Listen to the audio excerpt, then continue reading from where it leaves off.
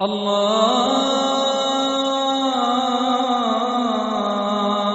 أكبر الله أكبر الله أكبر الله. الحمد لله وكفى والصلاة والسلام على سيد الرسل وخاتم الأنبياء. أما بعد فأعوذ بالله من الشيطان الرجيم. بسم الله الرحمن الرحيم. اقتربت الساعة وانشق القمر وإن يروا آية يعرضوا ويقولوا سحر مستمر. صدق الله مولانا العظيم. معزز سامعین و ناظرین، سورہ قمر مکی صورت ہے جو 27ویں سپارے میں واقع ہے، اور اس میں 55 آیات اور 3 رکوع ہیں۔ نزولی اعتبار سے یہ صورت 37ویں نمبر پر ہے، اور ترتیبی اعتبار سے اس صورت کا نمبر 54 ہے۔ اس صورت کی ابتدا میں اقتربت الساعۃ وانشق القمر کے الفاظ ہیں، اور اسی سے پھر سورہ القمر ماخوذ ہے۔ صورت کا نام سورہ قمر رکھا گیا ہے۔ اس صورت کے اندر پیارے پیغمبر صلی اللہ علیہ وسلم کے تکذیب کرنے والے منکرین قرآن کے بارے میں ذکر ہے کہ وہ کسی صریح معجزے کا مطالبہ کر رہے تھے، لیکن شق قمر، چاند کے پھٹنے کا معجزہ دیکھنے کے بعد بجائے اس کے کہ ایمان لے آتے، وہ کہنے لگے کہ یہ جادو ہے اور نظر بندی کا کھیل ہے۔ اس طرح شق قمر کے معجزے کی طرف اشارہ کرتے ہوئے منکرین کے اس رویے کی مذمت اللہ تبارک و تعالیٰ نے فرمائی ہے، اور بتایا کہ معجزہ وغیرہ کا مطالبہ تو محض ان لوگوں کا ہیلا اور بہانہ تھا، ورنہ ان کی ہٹ دھرمی اور ان کا کفر کے اوپر اصرار ایسا نہ تھا کہ معجزہ دیکھنے کے بعد یہ ایمان لے آتے۔ اس کی یہ روش تو ان کی خواہش نفس کی پیروی کی بنا پر ہے، اور خواہش نفس کی غلامی کے بعد انسان پر نہ تو کسی معجزے کا اثر ہوتا ہے اور نہ کسی نصیحت کا اثر ہو سکتا ہے، ورنہ اگر نصیحت اثر کرنا چاہے تو اس کے لیے کسی صریح معجزے کی ضرورت نہیں ہے۔ یہ قرآن کریم بجائے خود ایک معجزہ ہے اور نصیحت اثر کرنے کے لیے نہایت ہی آسان ہے۔ فرمایا کہ صریح معجزات دیکھنے کے باوجود ہٹ درمی اور انکار اور کفر پر اصرار کرنا یہ کوئی نئی بات نہیں ہے، بلکہ ہمیشہ سے یہ ایسا ہی ہوتا چلا آ رہا ہے۔ کیا حضرت صالح علیہ السلام کی اونٹنی ایک زبردست معجزہ نہ تھی؟ لیکن پھر بھی قوم سمود ایمان نہ لائی۔ موسیٰ علیہ السلام کا عصا اور ید بیضا معجزات نہ تھے، لیکن پھر بھی فرعون اور اس کی قوم جو ہے وہ ایمان نہ لائے اور فرعون کے نقش قدم پر چلتے رہے۔ اسی طرح قوم لوط ہلاک کی گئی۔ تو یہ ساری کی ساری تاریخی شہادتیں ہیں، اور انکار اور کفر کے نتیجے میں عذاب الہی سے دوچار ہونے کے معاملے میں یہ واقعات عبرت حاصل کرنے کے لیے کافی ہیں۔ ساتھ ہی اس صورت میں کفار اور مشرکین کو قیامت اور اس کی ہولناک سزاؤں سے ڈرایا گیا ہے، اور پیشن گوئی کی گئی ہے کہ کفار و مشرکین کا جو جتھا ہے یہ پراگندہ ہو کر رہے گا، اور ان کی جو مخالفتیں ہیں یہ مخالفتیں ان کی مٹ کر کے رہیں گی۔ اس صورت میں وعدے بھی ہیں، وعیدیں بھی ہیں، مومنوں کے لیے بشارتیں بھی ہیں، اور کفار کے لیے ڈراوے بھی اللہ رب العزت نے بیان فرمائے ہیں۔ اس کے اندر مواعظ اور عبرتیں بھی ہیں، اور نبوت اور رسالت، بیس اور باس بعد الموت، مرنے کے بعد دوبارہ اٹھنا، اور قضاء و قدر جیسے بنیادی عقائد بھی اللہ رب العزت نے بیان فرمائے ہیں۔ اس سورت کی پہلی آیت میں فرمایا کہ اقتربت الساعہ وانشق القمر، قیامت قریب ہے اور شق قمر کا ذکر فرمایا ہے، چاند کے 2 ٹکڑے ہونے کا ذکر فرمایا ہے۔ قیامت کے قریب آ جانے کا مطلب یہ ہے کہ نبوت محمدیہ صلی اللہ علیہ وسلم کے بعد کا زمانہ قیامت کے زمانے کے بہت قریب ہے۔ جو پہلا زمانہ تھا آپ صلی اللہ علیہ وسلم سے پہلے کا جو زمانہ تھا، اس کے مقابلے میں آپ صلی اللہ علیہ وسلم کی نبوت کا بعد کا زمانہ فرمایا کہ یہ قیامت کے بہت زیادہ قریب ہے۔ اور بخاری اور مسلم کی روایت کے اندر ہے کہ پیارے پیغمبر صلی اللہ علیہ وسلم نے ایک مرتبہ جو ہے خطاب کرتے ہوئے صحابہ کے سامنے ارشاد فرمایا کہ بعثت انا والساعۃ کہاتین، کہ میں اور قیامت اس طرح آگے پیچھے ہیں جس طرح کہ یہ 2 انگلیاں جو ہیں یہ آپس میں آپ صلی اللہ علیہ وسلم نے شہادت کی اور 7 والی انگلی اٹھاتے ہوئے ارشاد فرمایا کہ مجھے اور قیامت کو یوں بھیجا گیا ہے کہ جس طرح یہ 2 انگلیاں ساتھ ساتھ جڑی ہوئی ہیں، ایسے ہی میرے ساتھ قیامت بھی جڑی ہوئی ہے۔ شق قمر پیارے پیغمبر صلی اللہ علیہ وسلم کا مشہور معجزہ ہے کہ جب اہل مکہ نے آپ صلی اللہ علیہ وسلم سے معجزہ کا مطالبہ کیا، مینا کے اندر آپ صلی اللہ علیہ وسلم تھے، تو آپ نے فرمایا کہ اگر میں تمہیں معجزہ دکھلاؤں تم ایمان قبول کر لو گے؟ تو انہوں نے اقرار کیا کہ ہاں آپ دکھائیں تو ہم ایمان لے آئیں گے۔ آپ نے چاند کی طرف اشارہ فرمایا تو اس چاند کے 2 ٹکڑے ہو گئے، لیکن جن کے مقدر میں ہدایت نہ تھی وہ کہاں ماننے والے تھے۔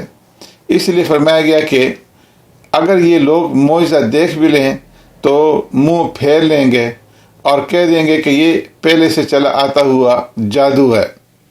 اللہ نے پیارے پیغمبر صلی اللہ علیہ وسلم کو حکم دیا ہے کہ آپ ان سے اعراض فرمائیں اور اس دن کا انتظار کریں کہ جب یہ لوگ قبروں سے اس حال میں کھڑے ہوں گے کہ ان لوگوں کی آنکھیں جھکی ہوئی ہوں گی اور چہروں کے اوپر ذلت کی سیاہی چھائی ہوئی ہوگی، اور پکارنے والے کی طرف دوڑتے ہوئے جائیں گے اور وہ خود کہیں گے کہ یہ دن تو ہمارے لیے بڑا سخت ثابت ہوا ہے۔ اس کے بعد یہ صورت کفار مکہ کو ڈراتی ہے کہ کہیں تم پر بھی ویسے ہی عذاب نہ آ جائے جیسا عذاب تم سے پہلی قوموں کے اوپر آیا، کیونکہ تم بھی انہی جرائم کا ارتکاب کر رہے ہو جن جرائم کا ارتکاب وہ قومیں جو تم سے پہلے تھی وہ کرتی تھی۔ فَمَا كَذَّبَتْ قَبْلَهُمْ قَوْمُ نُوحٍ فَكَذَّبُوا عَبْدَنَا وَقَالُوا مَجْنُونٌ وَازْدُجِرَ فَدَعَا رَبَّهُ أَنِّي مَغْلُوبٌ فَانتَصِرْ۔ حضرت نوح علیہ السلام کے بارے میں ذکر فرمایا کہ ان کی قوم والے بسا اوقات ان کے گلے کو دباتے، انہیں تکلیف پہنچاتے اور اس قدر ان کو جو ہے دبایا جاتا کہ بے ہوش ہو جاتے، لیکن پھر بھی اللہ سے دعا مانگتے کہ اللہ ان کو ہدایت دے دے، اس لیے کہ ان کو پتہ نہیں کہ میں ان کا کتنا خیر خواہ ہوں۔ یہاں تک کہ 950 سال تک اس تکلیف کے ساتھ حضرت نوح علیہ السلام نے اپنی قوم کو مسلسل رات اور دن اللہ کی طرف پکارا، بلایا، اور جب نہیں مانے تو بالآخر اللہ سے مدد مانگی اور عرض کیا کہ اے میرے پروردگار، انی مغلوب فانتصر، میں مغلوب ہوں، تو ہی میری مدد فرما۔ تو اللہ تبارک و تعالیٰ نے طوفان نوح کے ذریعے سے حضرت نوح علیہ السلام کی اس قوم کو تباہ و برباد کر دیا۔ پھر اسی طرح اللہ رب العزت نے سورت کے اندر عاد کا بھی ذکر فرمایا، فَمَا كَذَّبَتْ عَادٌ فَكَيْفَ كَانَ عَذَابِي وَنُذُرْ۔ اور قوم عاد کے بعد فرمایا کہ قوم سمود اور قوم صالح اور قوم لوط کا بھی اللہ تبارک و تعالیٰ نے ذکر فرمایا کہ یہ ساری قومیں جو تھیں انہوں نے اپنے اپنے نبیوں کی دعوت کو ٹھکرایا اور نبی کی دعوت کے اوپر ایمان نہیں لایا۔ قوم فرعون جنہوں نے حضرت موسیٰ علیہ السلام کی تکذیب کی، اس کا بھی ذکر فرمایا، اور ان تمام واقعات کو بیان کرنے کا مقصد جو ہے بعد والوں کو درس عبرت دینا ہے کہ جس طرح یہ قومیں تباہ ہوئی ہیں، ان کی تباہی کا قصہ بیان کرنے کے بعد اللہ تبارک و تعالیٰ نے عام طور پر یہ سوال اس صورت کے اندر بار بار دہرایا ہے کہ فَكَيْفَ كَانَ عَذَابِي وَنُذُرْ، فَكَيْفَ كَانَ عَذَابِي وَنُذُرْ، بتاؤ میرا عذاب اور میری ڈرانے والی باتیں کیسی رہیں۔ اور اس سوال کے متصل بعد اللہ رب العزت نے یہ اطلاع بھی دے دی کہ وَلَقَدْ يَسَّرْنَا الْقُرْآنَ لِلذِّكْرِ فَهَلْ مِن مُدَّكِرٍ، کہ بے شک ہم نے قرآن کو سمجھنے کے لیے آسان کر دیا ہے، پس کیا کوئی نصیحت حاصل کرنے والا ہے؟ قرآن کے آسان ہونے کا مطلب یہ کہ اسے پڑھنا اور اسے یاد کرنا، حفظ کرنا اللہ نے آسان فرما دیا، اس سے نصیحت حاصل کرنا اور اس پر عمل کرنا بہت آسان ہے۔ اس کے آسان ہونے ہی کا نتیجہ ہے کہ ایسے دیہاتی بھی قرآن کریم کی تلاوت آسانی کے ساتھ اور سہولت کے ساتھ کر لیتے ہیں، جو کہ اپنی مادری زبان میں ایک چھوٹا سا کتابچہ جو ہے وہ بھی نہیں پڑھ سکتے۔ چھوٹے چھوٹے معصوم بچے اپنے سینوں میں ساری نزاکتوں اور قواعد کو ملحوظ رکھتے ہوئے اس قرآن کو محفوظ کر لیتے ہیں۔ پر میں جب صاف دل والے اس قرآن کو پڑھتے ہیں اور سنتے ہیں تو ان کی آنکھوں سے آنسو چھلک پڑتے ہیں اور ان کے دلوں کے اندر عمل کا جذبہ بیدار ہو جاتا ہے اس کے آسان ہونے کا۔ پر میں کہ یہ مطلب ہرگز نہیں ہے کہ ہر کس و ناکس اس کا مطالعہ کرنے کے بعد اس کی آیات سے مسائل استنباط کرنے لگے اور خود جو ہے وہ مجتہد بن کر کے بیٹھ جائے۔ سورت کے اختتام پر اللہ تبارک و تعالیٰ فرماتے ہیں کہ ہم نے ہر چیز کو ایک خاص انداز کے ساتھ پیدا کیا ہے، اور فرمایا کہ اس کائنات میں جو کچھ بھی ہے، خواہ وہ خیر ہو یا شر، سب اللہ تبارک و تعالیٰ کی مخلوق ہے، اور اللہ رب العزت کی حکمت کے تقاضوں کے مطابق ہے۔ جو کچھ ہونے والا ہے سب لوح محفوظ کے اندر لکھا ہوا ہے اور موجود ہونے سے پہلے ہی فرمایا کہ اللہ کو معلوم ہے۔ اس آیت کریمہ سے اہل سنت والجماعت نے عقیدہ تقدیر کا بھی استنباط فرمایا ہے۔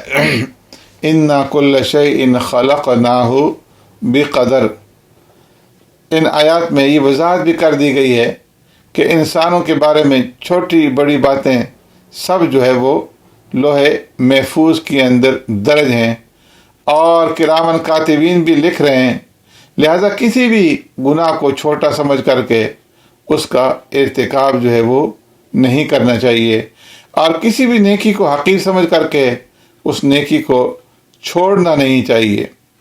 آخر میں ان المتقین فی جنات و نہر سے اللہ تبارک و تعالیٰ نے متقین کے اچھے انجام کا ذکر فرمایا ہے۔